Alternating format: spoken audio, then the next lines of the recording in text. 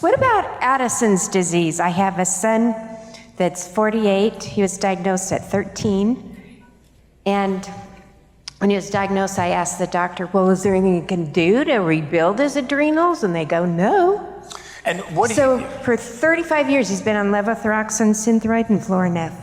Okay, so let's talk about Addison's disease. I also want to talk about Graves' disease and Hashimoto's at the same time, just all things thyroid for a moment. So really quickly, how many of you either have or know somebody that has hypothyroid? Holy cow. Okay, so when you're diagnosed with hypothyroid, you're usually diagnosed with hypothyroid because you have low T3 hormone. Can you just write that down if you have hypothyroid? You have low T3. That is the vast majority of hypothyroid is low T3 hormone.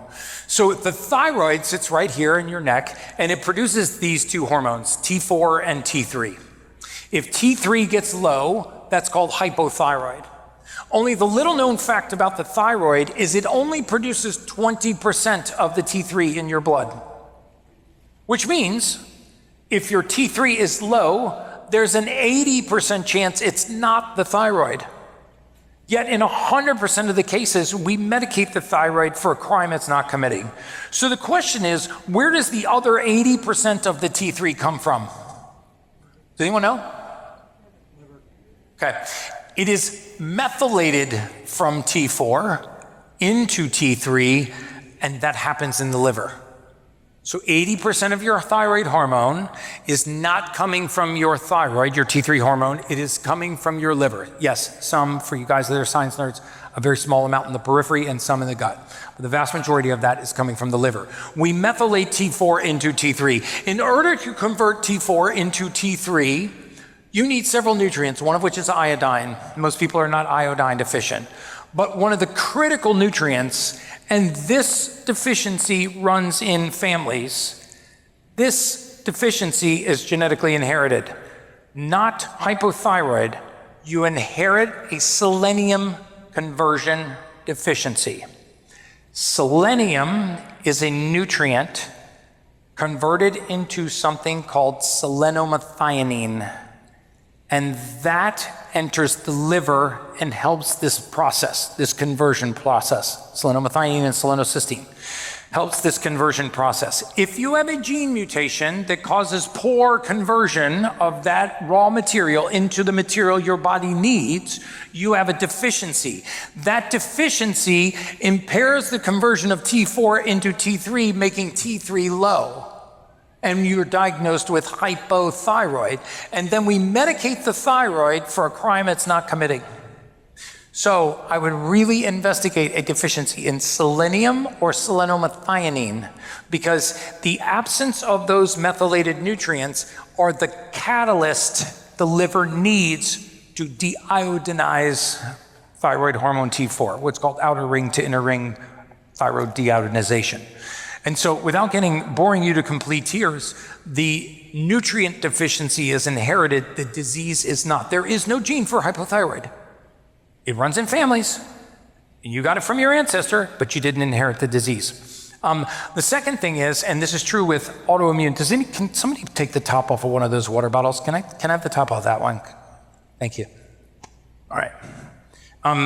So with Addison's, Hashimoto's, I'm gonna teach you what most endocrinologists don't know about autoimmune disease here in 90 seconds. If this was a mold spore, a mycotoxin, a parasite, a virus, or a heavy metal, this thing right here, and this was a healthy cell, this does not hide like this. It hides like this. That is the most important distinction I can make. Mold, mycotoxin, parasite, virus, heavy metal. Healthy cell hides like this. Now, the immune system is hypervigilant. It wants to get to the perpetrator. Just like if somebody robbed the bank across the street and ran in this room and barricaded themselves in this room, the police would bust down that door to get to the perpetrator. They're not trying to break the door, they're trying to get to the perpetrator. The immune system is after the villain. And the villain is hiding very often intracellularly inside of your cell. Do you know what happens when the immune system reaches the door? How does it bust down the door? It manufactures an antibody. It's manufacturing an antibody to a cell that's containing a villain, not randomly manufacturing antibodies to your own tissue.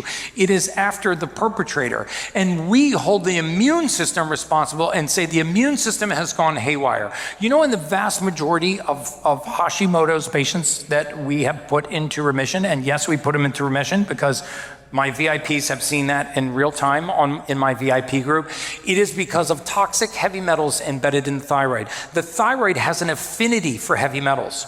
Mercury, arsenic, palladium, lead have an affinity for the thyroid. When they migrate to the thyroid, the immune system shows up at that location and it wages war.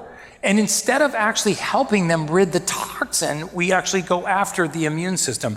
I will promise you this, if you have an autoimmune disease, I'm not saying this is the source of all autoimmune disease, but if you or a loved one has an autoimmune disease right now, these are the 5 major villains you need to look for. Mold, mycotoxin, parasite, virus, heavy metal. If you just hit those categories and got them out of the body, this is called subtractive medicine, you would very often see the immune system completely calm down. Because you don't have an autoimmune disease, you have a pathological infection.